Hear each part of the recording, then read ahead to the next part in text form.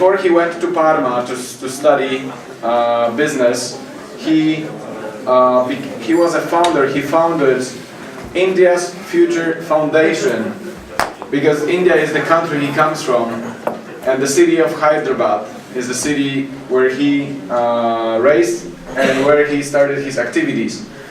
He was awarded with the Delhi Youth Awards a year ago. Yes. Year ago, and it is. You should know, India is a huge country. It's 1.3 billion people, and he was awarded with the Youth of the Year award. That means that he did incredible things, very remarkable things, and he's also a libertarian activist. He started a few Students for Liberty clubs. He co-organized Liberty English Camp in Hyderabad, I think 2 years ago. Yeah. And I see Venki at many conferences, and my friends too. He's traveling a lot. He is spreading a message of freedom and free entrepreneurship. You can find him sometimes in Germany, sometimes in Budapest, that's where we met, right, for the first time. Sometimes in Italy, many times. But he's also in America from time to time. He's a truly global man. He is an evangelist of freedom around the world. So, welcome once again. Thank you so much. Next guest, second panelist, is Daban Najmadeen, who came here to Poland all the way from Kurdistan, Iraqi Kurdistan, the Kurdish land on the north part of what today is Iraq. The Kurdish people have ambition to be independent nation, and de facto they are, de jure they are not yet. They still have Iraqi passports, but they fight hard to be independent. But to be independent is not the only wish the young liberty-oriented students have. They want Kurdistan to be independent and also freedom-oriented. They understand that freedom is the answer, that free entrepreneurship works better than central planning, and that individual freedom also matters. I met Daban a year ago at Liberty English Camp in Sobótka, near Wrocław, southwestern Poland. He came with 4 or 5, it was 5 others, 5 other Kurdish students. They came as a 6-people delegation. And he was the leader from the very beginning. And Daban also co-founded Students for Liberty group in his home city of Suleimani. Suleimani is the largest city in Iraqi Kurdistan. It's not the capital, because capital is Erbil. It's the culture capital. But it is a cultural capital, and there's a lot of businesses in Suleimani. And there's a liberty-oriented youth. And he is a leader of these guys. We were in close touch over entire year, from last year until now, and it's great that this time again we have 5-people delegation from Kurdistan. They came first to Liberty Camp in Ponikiev, and now they are here at Liberty International World Conference. And Daban told me they want to build another branches for SFL, Students for Liberty in Kurdistan, and also spread the freedom in other ways. They plan even to have Liberty Camp, fortunately, hopefully next year in Kurdistan. I see Persia is shaking her head. She is also very, very pro-liberty, passionate and wonderful student from Kurdistan. But you should know about Daban a little more than his liberty activism. He holds bachelor degree from the best university in Kurdistan, which is American University in Suleimani. He is a very entrepreneurial young man. Even today he met people from Krakow Chamber of Commerce, because his professional role is international relation officer at the Suleimani Chamber of Commerce. So at the very young age, he's 26 years old. I think he worked already 2 years there, right? 1.5 years. 1 year and a half he works at the Suleimani Chamber of Commerce, and he's doing great work. And he wants to help Kurdish business to grow further. Okay, I talked a lot and now will be a time for my dear guests. I will start with the same question to both of you. And maybe Venki will be first and then Daban. I will take a seat now. So, you both come from countries that for us, Poles, and I think many of us from Europe, are pretty exotic. And we don't know too much about your countries. So would you tell us a little bit more about conditions of running a business, conditions for entrepreneurial activity in your countries? I mean, the role of the state. What is the role of the state when it comes to running a small business? And also other external factors like the mentality and the culture. How does this affect doing business in India, in the first case for Venki? And is it hard to basically run a business? Can you tell us a little bit more about this? Thank you for this opportunity.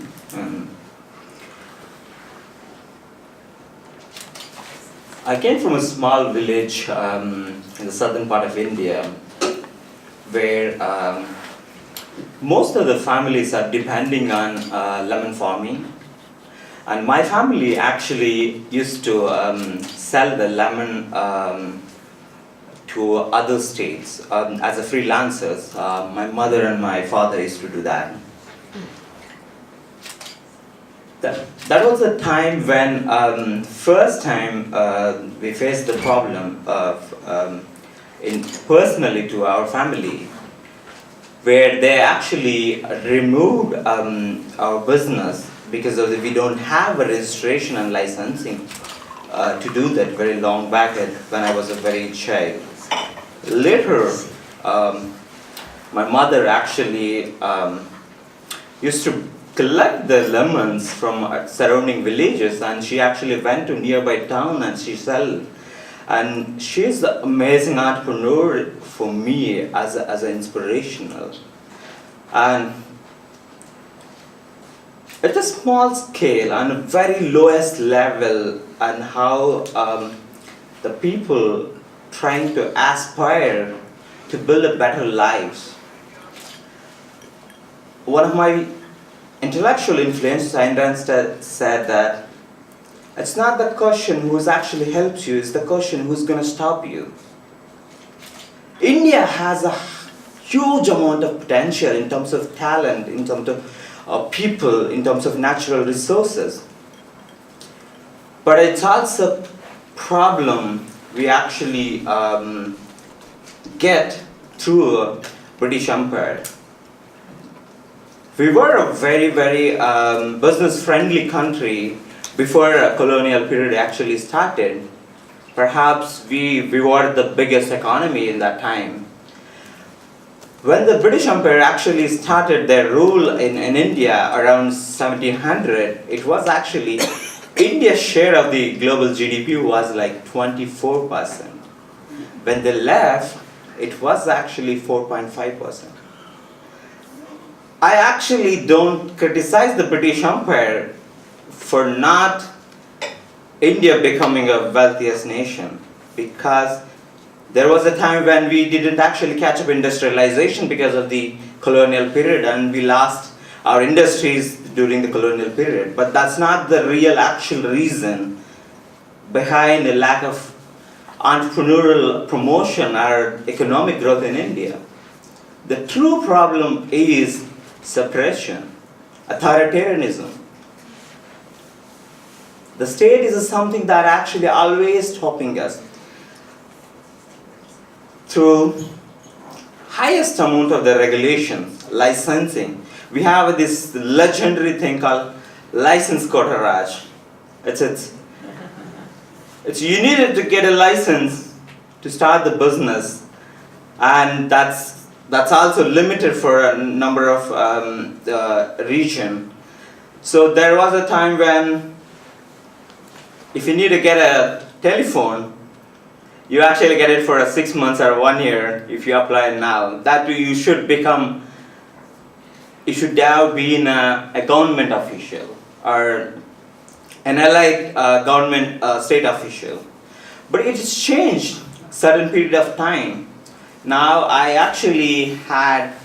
can actually have my network or mobile phone within a minute, maybe less than a minute. They can activate my mobile phone, and it is cheaper than that.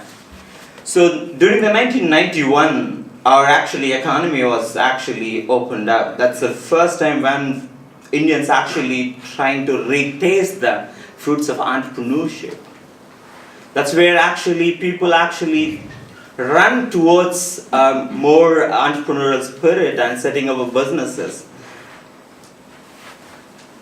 In the recent period of times, the growth was actually very, very fast. The city I came from, called Hyderabad, which is actually one of the biggest IT hubs in Asia. One of the friend here, I don't remember the name, he was asking about the IKEA, who is actually setting up a first business in Hyderabad. And it's not just about Hyderabad, but also very small secondary cities, some cities like a Krakow, some other cities something similar to the secondary level, and small cities actually embracing the entrepreneurship. It's not a new idea for India or many Indians, but it's actually was not, I don't say encouraged by the government, but it was actually surprised by the government. They're lifting up. They're not saving the entrepreneurship by lifting the regulations, because entrepreneurship is a natural force that actually changes human civilization. That's the fun. It is actually a very fundamental force that drives the civilization, and it is actually most important thing for especially the developing countries, because it changes a lot. Maybe developed countries may not need it that urgently, but the developing nations, entrepreneurship changed a lot. Some of the examples you can take in education in India, even though it's not for, you cannot run the business for profit, but majority of the quality institutions are actually private. They run under a non-profit framework. Public schools are worse, even though I studied one of the public schools, but it still was. I used to believe that this is the, best quality I can get ever, but it's not true. You can see the transportation system. I never been to the single car before Uber or the Ola, Indian competent for Ola comes into the picture. Now, many of the poor, maybe lower middle class people able to afford the car to go faster transportation, more efficient transportation, more secure transportation. And majority of the rural areas are actually not served by the public transport at all. These are actually largely served by the autos, which is actually very private vehicles. Autos and the six-wheeler, it's called tempos. The similar to the city buses run in Krakow. So it's not a public service that actually giving the best service for the people, but the private sector, private people actually giving the best services. And India's seen a lot of growth in terms of startup these days, in terms of number of incubation centers, in terms of number of investment. In terms of numbers, if you say, India has third biggest number of incubation centers in the world. That's the huge number. After US and China, India is the leader in it. And amount of the investment that actually attracts India is actually increased 125% last 3 years, from 4.4 billion to almost 10 billion. That's actually one of the key components you can see why foreign investors actually coming. It's a one thing we definitely ranked in a very low in terms of economic freedom ranking, but we're still actually growing. We're trying to improve much better. Recently, we ranked 100 in easy to doing a business, which is actually not a great, but still we actually ranked up for 30 positions. That's actually very, in my view, it's a good job. I mean, increasing. Where it is actually, the growth factor is actually start with removing the minimum capital actually helped a lot. One of the important factor to increase the ease to doing a business. Other one, making a flexible laws within the labor policy, labor laws policy is actually helped us a lot. But it's still, when you see large-scale entrepreneurial development, it's actually largely because of the potential India had, not because of the India as a business-friendly destination. India definitely not a business-friendly destination, it's for sure. But it's improving a lot, and in India, if anything happens, it happens very large scale because of the volume, number of people. So it's changed very huge scale. So that's actually making us an advantage. Our liberalization process is not actually completed. It's still small. We actually did a very few sectors, especially service sector, and recently manufacturing sector. But government hasn't actually touched the sector that actually largely affects the poor people, especially property rights. One of the property rights is actually a fundamental constitutional right for India when we started. But during the emergency period, it was actually deleted from as a constitutional right, but they make it as a legal right. That's one of the problem that causes many places. Lack of property rights is actually causing the more corruption, in my view, when the people actually trying to sell their property for new businesses, new industry, new special economic zones. This is actually one of the very, very important thing for poor people, because they will have a small amount of land, they lose it by force. Special economic zones or businesses are very, very important for that local areas and suburban areas. But it's not a price of the losing a livelihood of the poor people. If they're actually benefiting, they're actually getting the same value in return from the business that actually setting up there, they has to give voluntarily, not by forcefully. That's the one of the important aspects that we actually lacking growing a strong businesses. And many people know other problem. Indian bureaucracy is a legendary. It's unimaginable. Perhaps maybe Italy can actually compete, because in my experience, but still Indian bureaucracy is a legendary.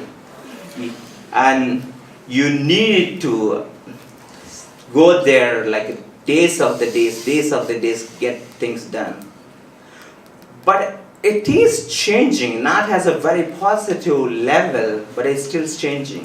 One of the advantages India has is there is the kind of competition between the states that actually trying to make their state as a more business friendly and economic freedom friendly states. That's actually attracting a lot of investments than the central schemes or central plans.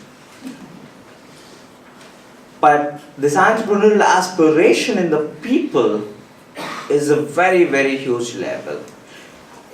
When I was actively involved in an entrepreneurial clubs 5 years back, which is the very early days of building a startup ecosystem in my city, there was mostly like a 10 to 15 people in the weekend meetups. If there is a meetup today for entrepreneurial meetup in Saturdays or weekends, you will definitely have more than 50 people. And there are like more than 100 meetups every month happening on a different aspects of the entrepreneurial opportunities. But the question, the challenges with regulations, licenses, and property rights, law enforcement, and other one is a proper education. I'm a strong believer of education is a very, very paramount force that can help a lot of people who is actually born and rising from a developing countries. But in India, we needed to end license Raj in education. One of our liberal friends at the Center for Civil Society is actually fighting every day to change at least a small amount of reforms in education sector. That's actually, their work is a phenomenal, very, very important. So it's not the entrepreneurial enthusiasm, it's not the entrepreneurial talent, it's not the skills that's stopping for India's prosperity. It's the state. It's there. I heard one lecture from one of the Indian liberal friend. He was actually telling, he was also actually asked by some of the state employees that, what can we do to improve entrepreneurship or businesses? And his answer was, let leave us. Let do our business. Let do our business, don't come in our way.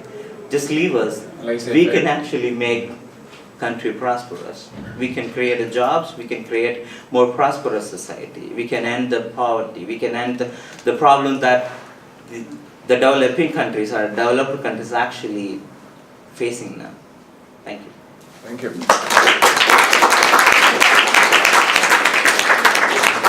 I have very similar question to Daban. I would only add one sub-question. Iraqi Kurdistan shares borders with countries that are not all of them necessarily very, very friendly to you guys. And my additional question is, does this uneasy relation affect the climate of doing business in your country? Thank you, Jacek. And I would like to present my part in understanding, because I feel more comfortable. And I have some notes here in my iPad so that I can use them easily.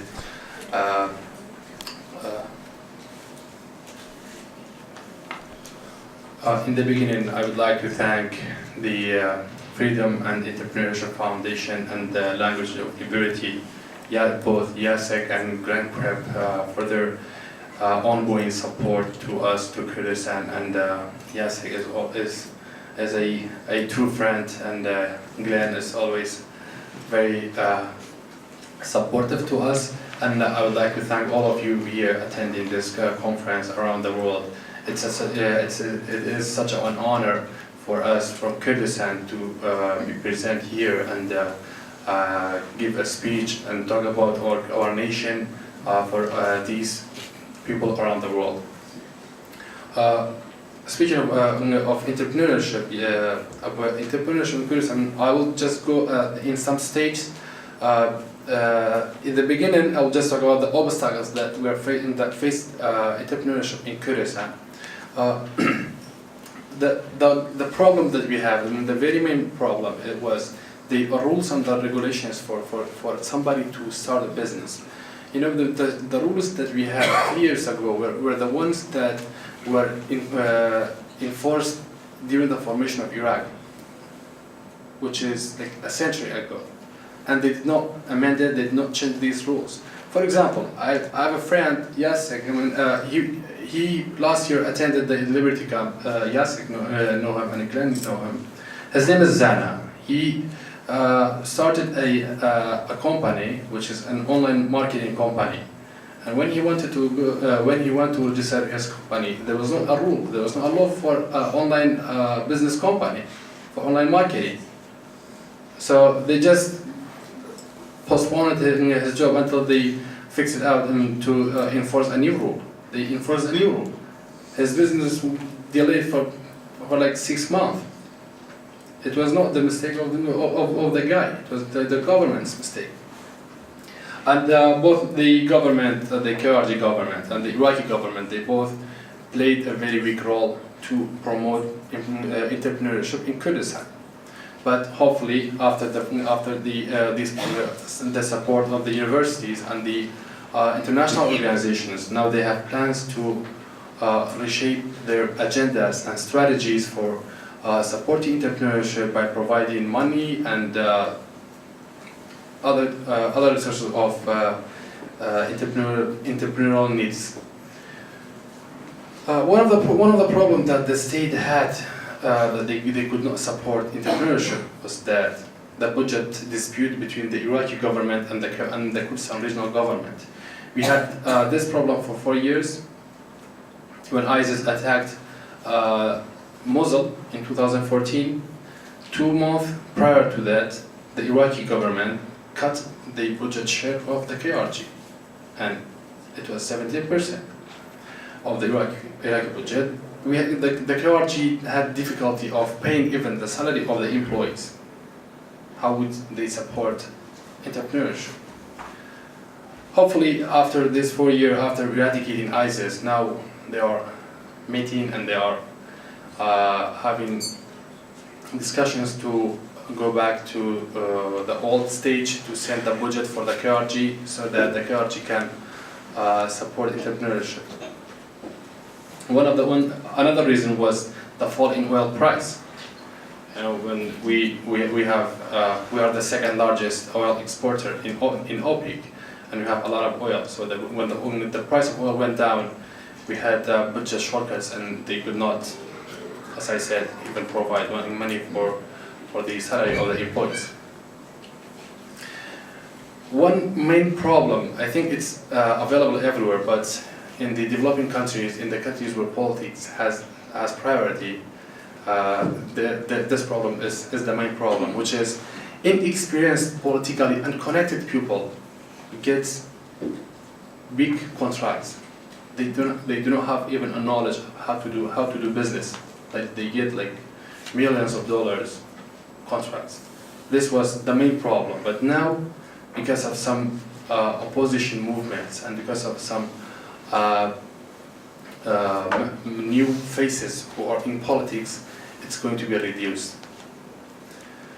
The plans and the strategies of the government and my Chamber of Commerce, because we are a main player in our region and we have done a lot for entrepreneurship in the last 10 years, especially in the last 4 to 5 years. The strategy of the KRG, they have a plan until 2030 to make more than 1 million people, to push them to have their own business. Sorry.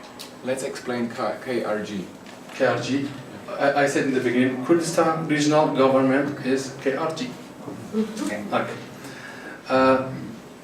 In last November, thanks to the United States Consulate in Erbil in Hawler, our capital, they hosted a week of training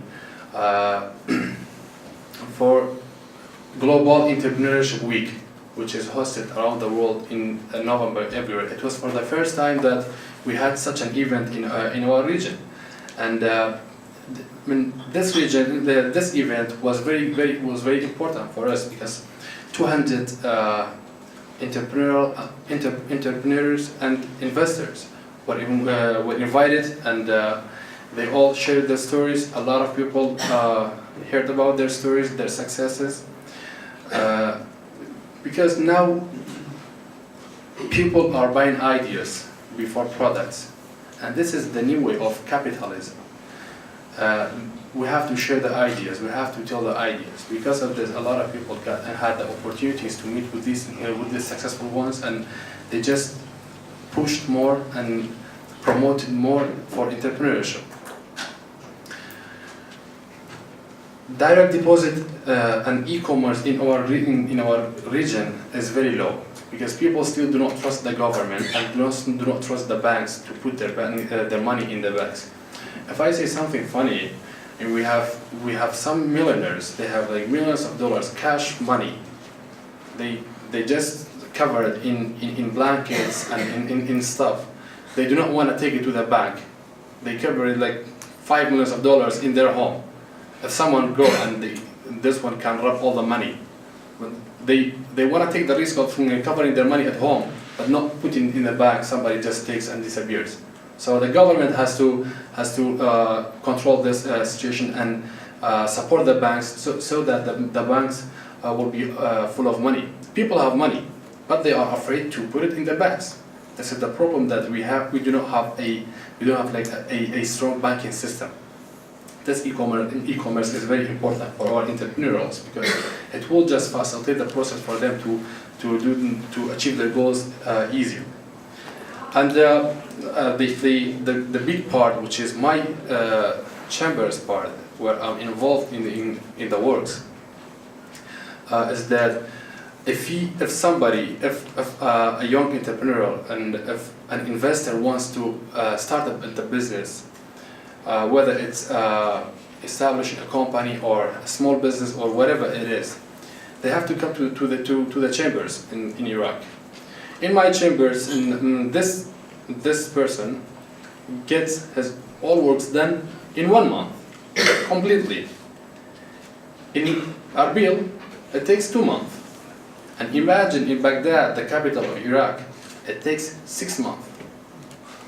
So, because we are the first chamber of commerce in the whole Iraq that use an online system.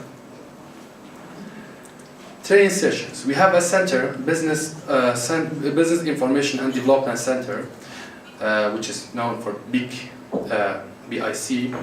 This center arranges training sessions for the young generation, the ones who just graduated from the universities, and we sometimes have the teams who train them are from other countries.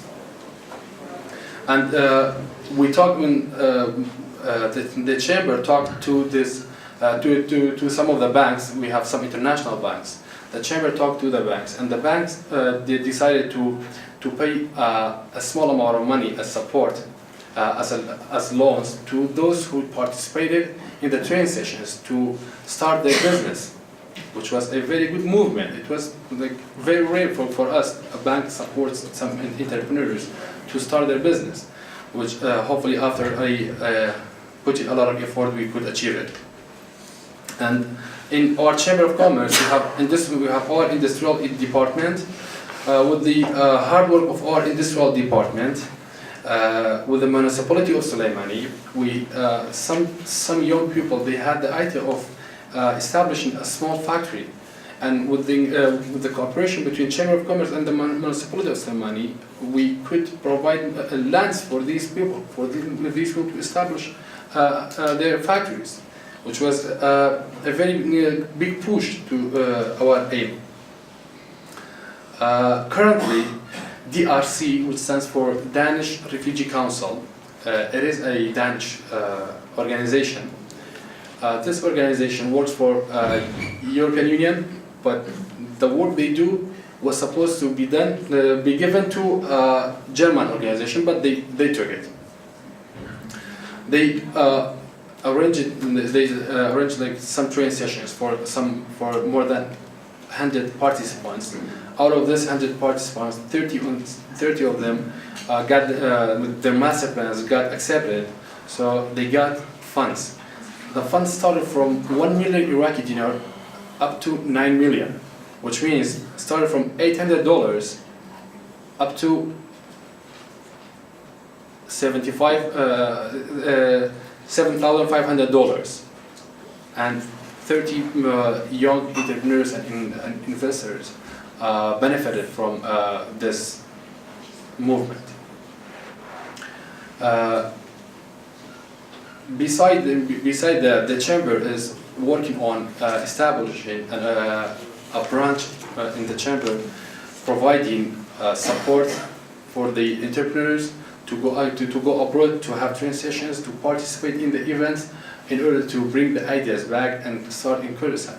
Because previously we had some members, some young activists in Soleimani. They went outside. They just found, they just met some companies and they signed a contract with the companies. So that now they are selling. Now they are wholesalers and distributors of that international company in Kurdistan and in Soleimani. Now they are just millionaires. We have some examples of these people. And for example, one of them is his name is Barham.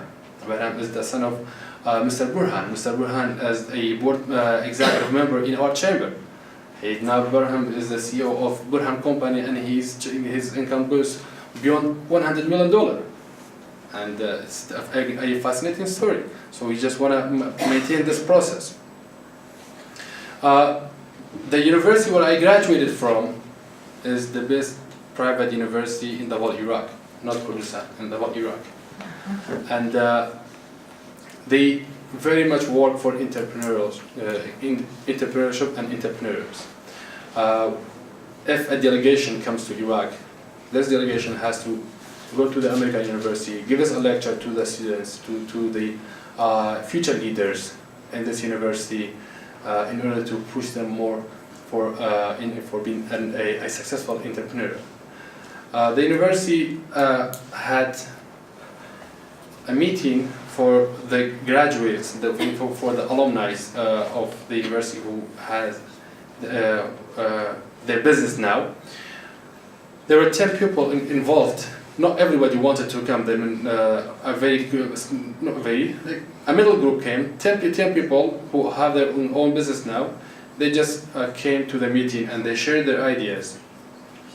When they graduated, they had nothing, but some of them now very rich. For example, Mr. Bayat, who is the CEO of Bayat Company, he works with Japan, and he has some.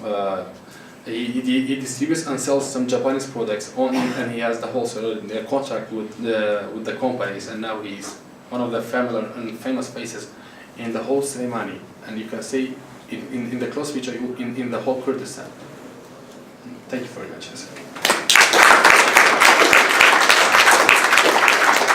you very much. As you see, the economic landscape of both India and Iraqi Kurdistan is very colorful. There are challenges, but there are also brave people who wants to succeed despite of all this not easy circumstances around them. Since we have around 15 minutes to the end of the panel, I want to open the floor for questions from. Yes, Venki wants to add something. I just forgot to tell a small story that markets not only change the economic spectrum but also social reform.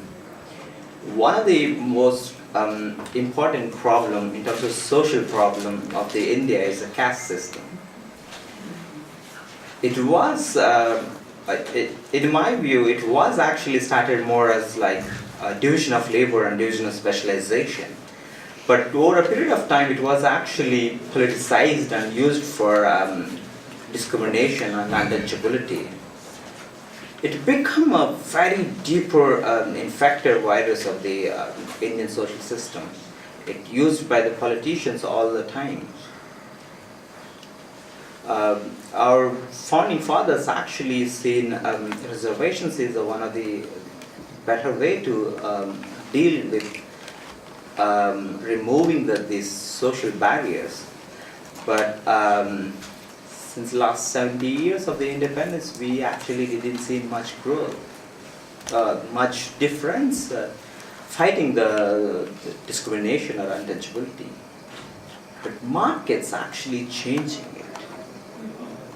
I want to say a true story which is happening of a man who's came from my village. Is actually setting up a bakery business, and also he supplies tents for festivals and marriages. He's actually from a lower caste person who's actually doesn't live in a main village. They will have these colonies called SC/ST colonies, like scheduled caste colonies. So he generally people doesn't allow scheduled caste or scheduled caste people to set up their house in a main village all the time. So, but he could able to build a big house in a nearby village, which is actually main center for surrounding villages in our region. He could able to own it and build it. Still, he is actually living in the same house. He's from a lower class person. That's an amazing change. How did that happen? Because he is the best bakery maker. He make the wonderful sweets that's needed for everyone. He actually supplies the tents that actually needed around the region. People actually accepted because there is a need. One way or other, actually market actually helping to change the existing social scenario to reform. Acceptance of the people stay, the lower caste people in the villages started. So that's a great change I can say in terms of how markets can change the social spectrum. Thank you. Thank you.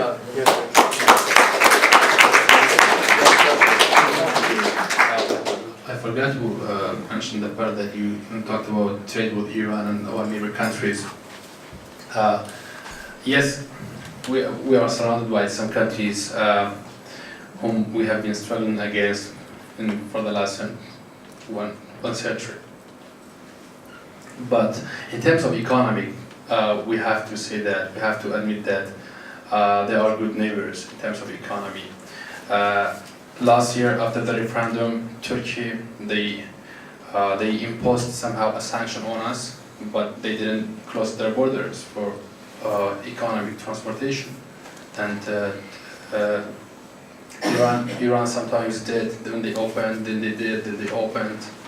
So Iran's role was changing. In other ways, Iran now is being imposed a sanction by the United States, which has made the economic situation in Iran very terrified. For us, it has created a lot of difficulties because we have a large trade with Iran, and it goes like $10 billion a year. The businessmen in Iran now, they want to just leave the country. They want to go out of the country. So in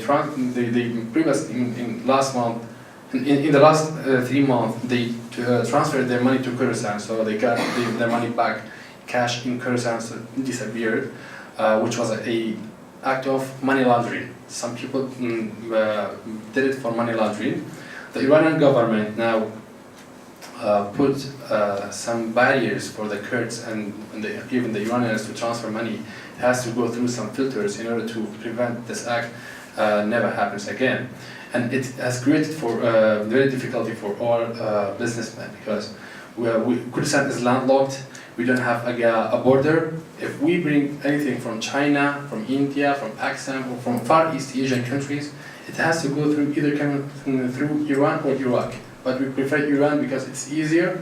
So whatever money we transfer to Iran now, it has to go through some filters, which has created a bad economic situation for all businessmen. But like generally speaking, it's good. It's good. It's stable, kind of stable. We can say it's good. Thank you. So we have 10 minutes for questions. Who would like to ask a question? Randy? I just have a quick question for Daban. Yes. You mentioned the banks and how they're not trusted. I'm just curious briefly about that. Are they private banks and why aren't they trusted? You know, people now just do not have the etiquette of going and putting money in bank. In the not my generation, but the older generation, they didn't have the banking system. There were no banks. They were just covering their money in their homes, And this banking system is very new in Kurdistan, and the government and the private sector, it was their job to make it more public, to publish more articles about it, so that they can inform the people. Besides that, in my city, we had a bank, so people started going to put their money in banks so that it's in a safer place. But the bank went bankrupt, so some people just lost their money. I have example. I have some friends and family relatives. They have like $1 million in bank. So each day he goes, he can get $800, and he has $1 million in bank. So people just do not want to take this risk again. But it was the government's mistake, not the private, not the bank, because they just neglected the bank to do whatever the bank wants to do. Now we have Lebanese banks, we have Qatari banks, we have some other banks who open their branches in Kurdistan. It's getting better, but we still need an assurance from the government that the government will be responsible for all the payments that the bank has to pay back, and the government will guarantee that nobody will lose a penny if they put their money in banks. Okay. Which is difficult thing to do because you would need to use taxpayers' money. Yes. Marina. Okay, well, question for Venki, and thank you very much for your account of India. I was very pleased to see that you actually mentioned how capitalism is improving the caste system. 70 years of socialism did nothing for the lowest caste, but a few years of capitalism, and they're being lifted out of poverty at a faster rate than the rest of India is, which is really good news. But my question is, what impact did the recent attempt to introduce a cashless economy have on India's development? Can you repeat the question? Yeah. She's asking that what kind of impact that India had through recent reforms of the cashless economy. Yeah, when they tried basically to change the currency. It's a cashless, not Cashless. yeah. Not yet cashless. No, it's a cashless. 2 years back, our Prime Minister Modi, who's so-called business-friendly, used to be at least, not anymore in my view. He was actually introduced the demonetization of the higher currencies, 500 and thousands notes. India is actually largely more informal economy, and also it's a very, very cash economy. It's day-to-day business transaction largely, except the high-scale businesses and startups. Most of the low-level, small and medium enterprises actually runs on the cash day-to-day basis. So the removing of the old cash and introducing a new one actually created a hold on the business transactions. People were suffered for almost more than 6 months to 1 year. I visited India after like a year. Still there was no money in the ATMs. That is the day-to-day impact. But I see that is not the motto of the motto of the government that says is they wanted to eradicate the black money, which is actually not paid tax, and also which is not earned very right away. More or less it's politicians' black money, which is earned by the cronyism. But they ended up actually suffering the people instead of actually getting out the black money. I don't have any problem with the people evading the taxes because I believe taxation is a theft. But the question also we need to ask when you go practically is sometimes it's a problem how you earned it. That's a problem for most developing countries because politicians are the who actually earn a lot of money through the government projects and government-related ventures and PPE methods, public-private partnerships. But one of the other interesting thing in Indian financial sector is India has this natural rising curve in terms of digital fintech startups.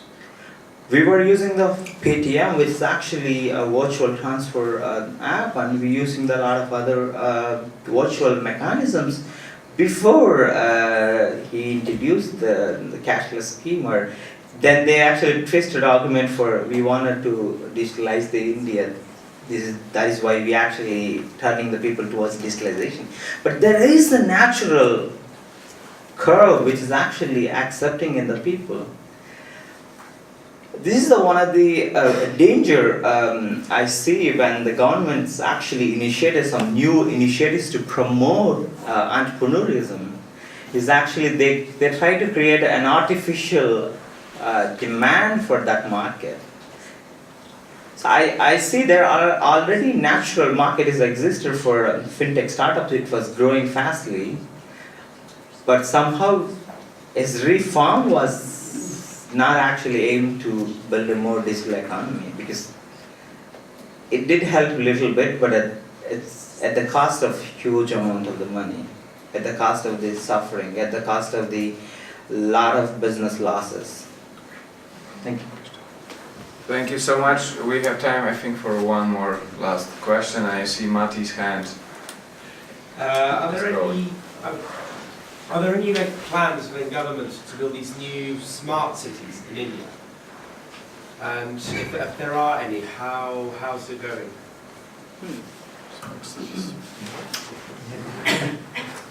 Smart cities are these, India announced 2 years back, I guess, they want to build 100 smart cities, which is actually more cleaner, more